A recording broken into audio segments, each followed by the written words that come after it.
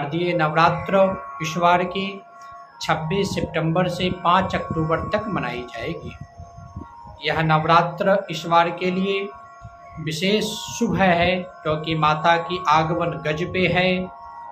माता रानी की 9 रूपों की 9 दिन पूजन की जाएगी, अर्थात 9 दिन की नवरात्रा है इस बार की। माता रानी की गज पे सवारी करके आने के कारण समाज में शुभ फल की प्राप्ति होगी। माता रानी के भक्तों पे विशेष कृपा प्रदान करेगी माता रानी। आप सब माता रानी की नवरात्रा उत्सव करें। नवरात्रा उत्सव कैसे करें, आइए विशेष पूर्वक से हम सब जानें। 26 सितंबर दिन सोमवार ब्रह्म मुहूर्त में उठे, नित्य क्रिया से निवृत्त होकर के स्नान करें। स्नान करने के बाद कंबल के आसन, लाल आसन हो तो अति उत्तम, लाल आसन पे विराजमान होकर के घट की कलश की स्थापना करें। कलश की स्थापना करने की विशेष महत्व है। माता रानी की विशेष कृपा होती है। जो अपने घर में कलश स्थापना करते हैं 9 दिन की ज्योति जलाते हैं।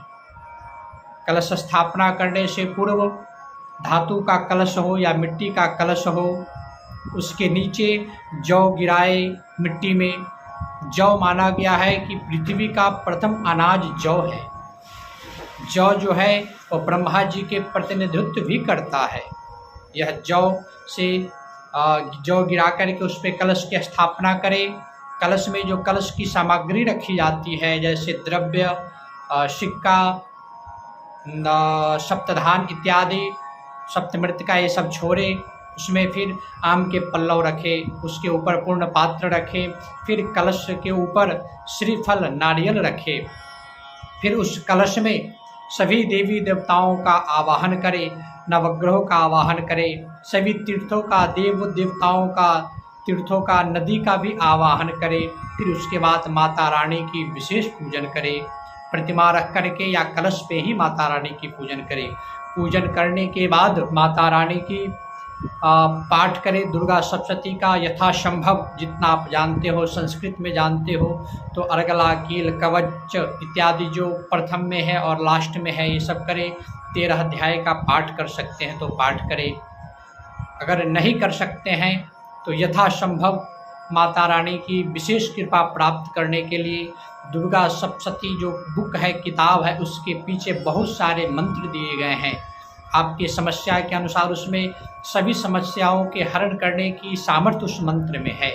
आप सब उस मंत्र को पढ़ें और 108 बार घी के दीपक जला करके माता रानी के समक्ष प्रार्थना करें। आइए हम जानते हैं कि माता रानी को कौन से कलर की वस्तु, वस्त्र, कौन से प्रसाद प्रिय है, इसके बारे में चर्चा करेंगे। तो प्रथम दिन माता रानी की शैलपुत्री की पूजन की जाती है। ये दिन माता रानी को पीला वस्त्र अत्यंत प्रिय है। आप सब भी यथासंभव हो सके तो आप भी पहने और माता रानी को भी पहनाए। और इस दिन घी का भोग लगाए। घी से बने हुए पदार्थ को माता रानी के सन्मुख रख करके उनका अर्पण करें, भोग लगाए। इससे माता रानी शीघ्र प्रसन्न होकर के आप सभी के मनोकामना पूर्ण करेंगे। दूसरे दिन माता रानी ब्रह्मचारिणी के रूप में रहती हैं। इस दिन माता रानी को हरा वस्त्र अत्यंत प्रिय है। सफ़ेद वस्त्र भी इस दिन माता रानी पहनते हैं। और इस दिन माता रानी को शक्कर का भोग लगाए और पंचामृत का भोग लगाए। इससे माता रानी शीघ्र मनोकामना पूर्ण करती है। तृतीय दिवस चंद्र घंटा स्वरूप में होती है माता रानी। इस दिन माता रानी का वस्त्र है ग्रे।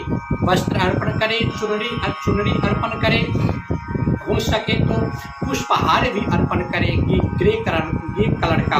और इस दिन दूध का भोग लगाए माता रानी को। दूध से बने हुए पदार्थों का भोग लगाए। चतुर्थ दिवस कुष्मांडा माता की पूजन होती है। इस दिन माता रानी को ऑरेंज कलर की वस्तु अत्यंत प्रिय है। और इस दिन माता रानी को मालपुआ का भोग लगाया जाता है। आप सब इस तरह से पूजन करें। पंचम दिवस माता रानी के स्कंद माता के रूप में होती है। इस दिन माता रानी को सफ़ेद वस्त्र या सफ़ेद वस्तु अत्यंत प्रिय है, यह अर्पण करें। और इस दिन केला का भोग लगाए। षष्ठम दिवस कात्यायनी माता की पूजन होती है। कात्यायनी माता को लाल वस्तु अत्यंत प्रिय है और इस दिन शहद का भोग लगाएं माता रानी को।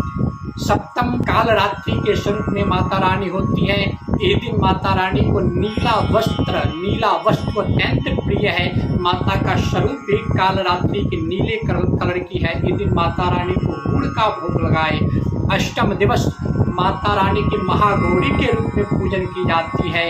ये दिन माता रानी को गुलाबी वस्तु अत्यंत प्रिय है।